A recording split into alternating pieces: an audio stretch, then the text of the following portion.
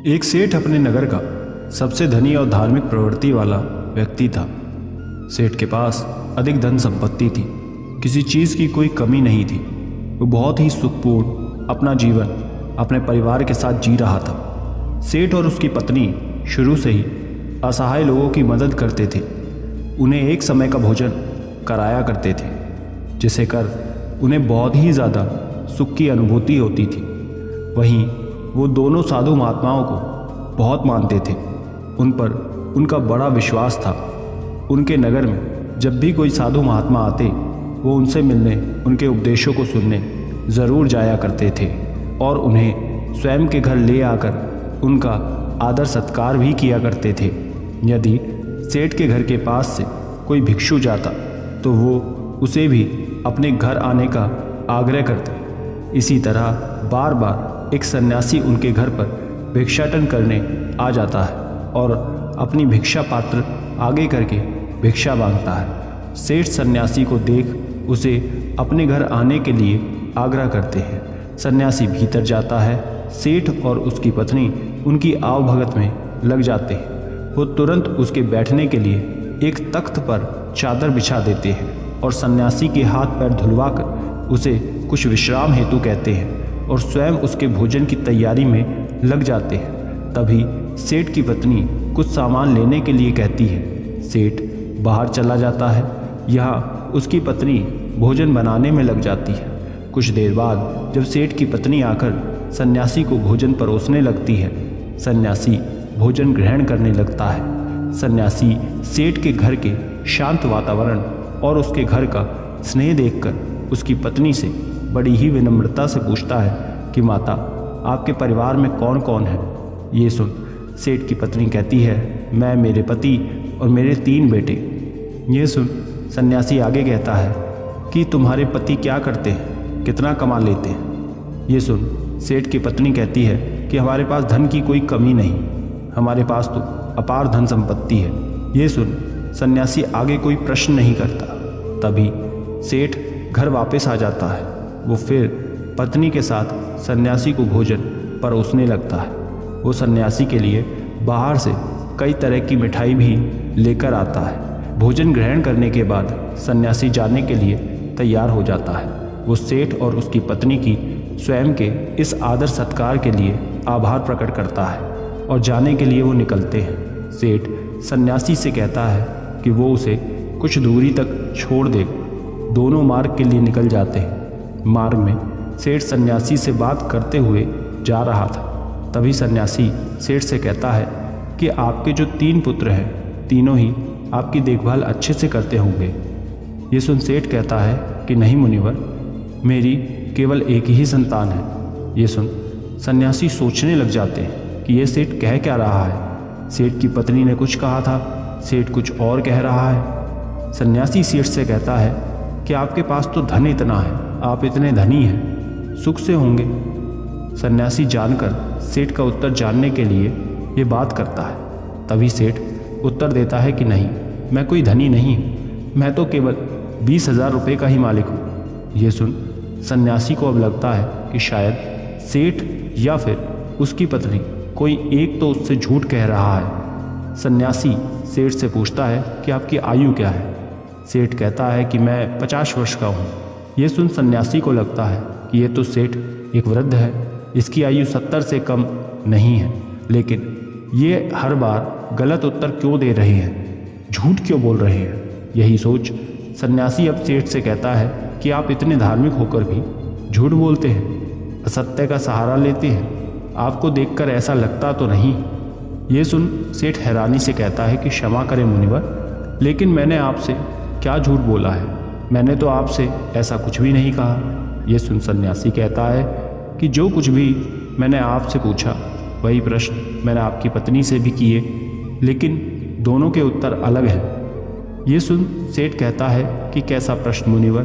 तब सन्यासी कहता है, मैंने आपकी पत्नी से पूछा था कि उनके घर में कौन कौन है, तो उन्होंने कहा कि आप दोनों के अलावा आपके 3 पुत्र हैं, लेकिन आप कहते हैं कि आपकी केवल एक ही संतान है। जब मैंने आपसे धन के बारे में पूछा कि कितना है, तो आपकी पत्नी ने बताया कि आपके पास बहुत धन है आप इस नगर के धनी लोगों में से एक हैं और आप कहते हैं कि आप बस 20,000 रुपये के ही मालिक हैं। अभी मैंने जब आपकी आयु पूछी तो आप 50 वर्ष बता रहे हैं, जबकि देखने में आप 70 से अधिक के लगते हैं, यानी आपने झूठ कहा। ये सुन सेठ बड़े ही विनम्र स्वर में कहता है कि क्षमा करें मुनिवर, लेकिन झूठ बोलना पाप है, तो भला मैं आपसे झूठ क्यों बोलूँगा, और वो भी आप जैसे महात्मा से जिन्हें मैं इतना मानता हूँ। ना तो मैंने कोई आपसे झूठ कहा, ना मेरी पत्नी ने, हमने बस सत्य बताया है। ये सुन सन्यासी कहता है कि लेकिन आप दोनों के सत्य अलग क्यों हैं? ये सुन सेठ कहता है कि ये सत्य है कि मेरे 3 पुत्र हैं, लेकिन जो मेरी आज्ञा का पालन करता है वो केवल मेरा एक ही पुत्र है। बाकी दोनों को अपने माता पिता से कोई मतलब नहीं है। जो कुसंग में रहता है वो मेरा अपना कैसे? इसलिए मेरे लिए मेरी एक ही संतान है। आपके दूसरे प्रश्न के अनुसार रही धन की बात, तो मुनिवर मेरे लिए मेरा वही धन अपना है जो मैं स्वयं के जीवन में उपयोग करता हूँ, और वो इतना ही है जितना मैंने बताया। बाकी सब जो है वो मेरा नहीं है। उसमें से कुछ में असहाय लोगों की, ज़रूरतमंदों की मैं मदद कर देता हूँ, तो कुछ मेरी इस देह को त्यागने के बाद मेरे सभी संगी संबंधी ले जाएंगे, तो उस पर मेरा कैसा अधिकार? अब बात करें अंतिम प्रश्न की, तो मैंने अपने 50 वर्षों की आयु तक महात्माओं की शरण में जा शिक्षा लेना, जीवन के सही मूल्यों को समझना सीखा है, उनकी सेवा की है, और उस पर ही मैं इस संघ से जुड़ गया हूँ। यही कारण है कि मैंने आपको अपनी आयु ये बताई है। अब आप ही बताएं, क्या इसमें मैंने कुछ झूठ कहा? ये सुन सन्यासी को अब सेठ की पूरी बात समझ आ जाती है, और वो कहते हैं कि क्षमा करें, मुझे पहले आपके विषय में जान लेना चाहिए था, स्वयं के भीतर आपकी झूठी छवि बनाने से पहले। और तब सन्यासी सेठ की बात का मान रखते हुए आगे बढ़ जाता है, और सेठ पुनः अपने घर लौट जाता है। अतः किसी के प्रति अपना नज़रिया बनाने से पहले, प्रतिक्रिया देने से पहले सामने वाले की बातों को भी पूरा सुन लेना चाहिए। एक बार व्यक्ति किसी महात्मा के आश्रम में बैठ उनके उपदेशों को सुन रहा था। तभी वो महात्मा से कहता है कि मुनिवर, आप सभी संत महात्मा हमें चिंता से जुड़े कई उपदेश देते हैं। क्या आप हमें कोई ऐसा हथियार नहीं बता सकते जिसके द्वारा हम चिंता को स्वयं के जीवन से निकाल कर फेंक ही दें? चिंता में ऐसा क्या है जो व्यक्ति को बर्बाद कर देती है? क्योंकि एक तनावग्रस्त व्यक्ति इतना परेशान हो जाता है कि सब कुछ वो गंवा देता है। ऐसा आखिर क्यों होता है? उस व्यक्ति की बात सुन। महात्मा कहते हैं कि चिंता एक ऐसी मानसिक समस्या है जो यदि व्यक्ति को पकड़ ले तो उसे डुबो देती है। उसे केवल स्वयं से मुक्त कर ही आप सुखी रह सकते हैं, और ये तब होता है जब आप स्वयं को मजबूत कर लें। आपको केवल बस ये समझना है कि परिस्थिति चाहे कैसी भी हो, हमें उस समय तनाव में नहीं आना है, घबराना नहीं है, बल्कि स्वयं को भीतर से मजबूत रखना है। यदि आपने अपने भीतर हौसला रखा है तो कोई चिंता आपका कुछ नहीं बिगाड़ सकती। ये सुन व्यक्ति कहता है कि किंतु ऐसा होता क्यों? क्यों एक छोटी सी चिंता भी हमारे मुख की हंसी को छीन लेती है? ये सुन महात्मा कहते हैं कि आपको एक छोटी सी कहानी सुनाता हूँ, ध्यान से एकाग्र होकर सुनना। दोस्तों, कहानियाँ अगर आपको पसंद है तो वीडियो को अभी लाइक कर दें और चैनल को सब्सक्राइब कर दें। कमेंट बॉक्स में नमो बुद्धाय ज़रूर लिख दें। एक बार पिता ने अपने पुत्र को काफ़ी परेशान और निराश देखा। वो प्रतिदिन उसे यूं देखते। वो उसे देख समझ गए थे कि कोई बात अवश्य है जो उसके पुत्र को भीतर से परेशान किए हुए है। पिता ने कई बार पुत्र से ये पूछना चाहा कि वो किस चिंता में है, लेकिन पुत्र हर बार ये दिखाता कि कुछ नहीं हुआ, वो वहाँ से चला जाता। पुत्र के व्यवहार से पिता को ये विश्वास हो गया था कि अवश्य कोई बात है, चिंता है जो उसे भीतर से खाई जा रही है, लेकिन वो बता नहीं रहा है। तब पिता ने एक दिन पुत्र को अपने पास बुला उसे समझाते हुए कहा कि जीवन में हम कितनी भी सफलता क्यों ना पालें, लेकिन यदि हमारे भीतर चिंता या तनाव ने घर कर लिया तो ये हमारी उन्नति के बीच एक बाधा बनकर आ जाती है। चिंता व्यक्ति को आगे बढ़ने नहीं देती, उसके भीतर कई सारी नकारात्मकता को भर देती है। चिंता बहुत ही भयानक होती है, ये सुखी समृद्ध घर को भी तबाह कर देती है। ये सब सुन पुत्र कहता है कि आप कहना क्या चाहते हैं पिताजी, मैं समझा नहीं। तब पिता पुत्र को लेकर एक जंगल की तरफ चले जाते हैं और वहाँ पहुँच पुत्र से कहते हैं कि ये पेड़ जो तुम देख रहे हो ये कई वर्षों पुराना है। ये मेरे पिता के पिता के पिता यानी कि 3 पीढ़ी से भी ज़्यादा पुराना पेड़ है और आज भी बाहर से उतना ही मजबूत है जितना पहले था। चाहे कितनी भी आंधी तूफान वर्षा क्यों ना आ जाए, इस वृक्ष को हिला तक नहीं पाई है। यही नहीं, इस पर ना जाने आज तक कितने पेड़ भी टूट कर गिर गए हैं, बिजली गिर गई है, लेकिन ये पेड़ फिर भी नहीं गिरा, वहीं पर खड़ा है पूरी मजबूती के साथ। ये सब सुन पुत्र पिता से कहता है कि लेकिन ये सब आप मुझसे क्यों कह रहे हैं। तब पिता आगे उससे कहते हैं कि यहाँ मेरे साथ पीछे की तरफ आओ, कुछ दिखाता हूँ। ये सुन पुत्र पिता के साथ उस पेड़ के पीछे जाता है और कहता है कि ये पेड़ के पीछे दीमक देख रहे हो। पुत्र कहता है कि हाँ। पिता कहते हैं कि इसी दीमक ने भीतर से इसकी छालों को पूरी तरह कुतर दिया है और बाहर की तरफ पूरी तरह ये खराब हो गया है। ये सब सुन पुत्र अब की बार भड़क जाता है और कहता है कि लेकिन आप कहना क्या चाहते हैं, मुझे ये सब क्यों बता रहे हैं, भला मैं इन पेड़ों के बारे में जानकर क्या करूँगा। पुत्र को यूँ क्रोध में देख पिता कहते हैं कि शांत हो जाओ, तुम्हें सही तरह से बात समझाने के लिए मैं ये सब कह रहा हूँ। ये सुन पुत्र कहता है कि लेकिन आप समझाना क्या चाहते हैं और क्यों।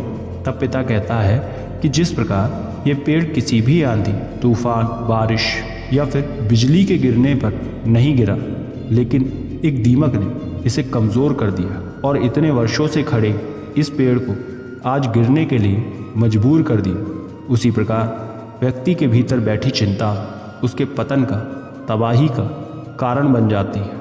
आप चाहें कितनी भी मेहनत क्यों ना कर रहे हैं, उन्नति क्यों ना कर रहे हैं, लेकिन यदि आपके भीतर किसी बात की चिंता है और वो बाहर नहीं जा रही, तो वो इस दीमक के समान आपको अंदर से कमज़ोर कर देगी और आपकी उन्नति वहीं रुक जाएगी। एक चिंता आपसे सब कुछ छीन लेगी। इसलिए स्वयं को कभी इतना तनाव में मत लाओ कि आप स्वयं के आगे ही कमज़ोर पड़ जाओ।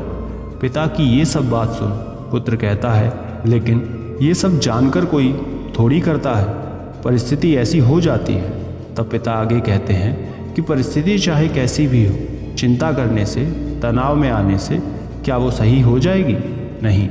चिंता करना, परेशान हो जाना किसी भी समस्या का हल बिल्कुल नहीं है। जब आपको कोई मार्ग ना दिखे तो कुछ समय के लिए शांत होकर एक जगह बैठ जाओ, खुद को समय दें और फिर सोचें कि किस तरह इस कठिन समय से निकला जा सकता है।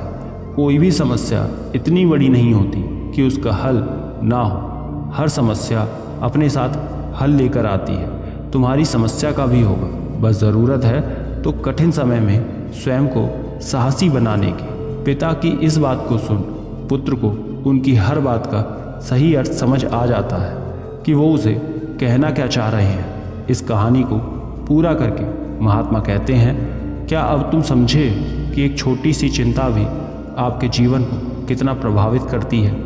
ये सुन व्यक्ति कहता है कि जी मुनिवर।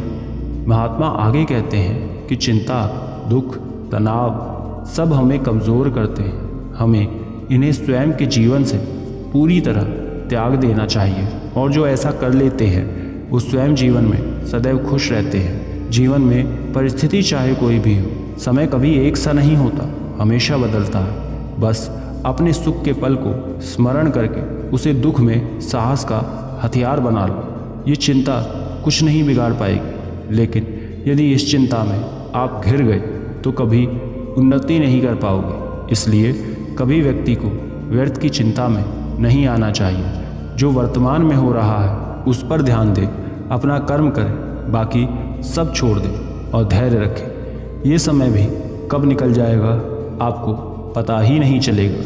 महात्मा की बात सुन व्यक्ति को उसके प्रश्न का उत्तर मिल जाता है और वो लौट जाता है। अतः चिंता व्यक्ति के जीवन की सभी खुशियाँ, सुख समृद्धि छीन लेती है। इसलिए व्यर्थ में इन सब में नहीं पड़ना चाहिए। स्वयं को चिंता मुक्त रखें, तभी आप जीवन में खुश रह सकते हैं। आशा करते हैं ये बात आप समझे होंगे।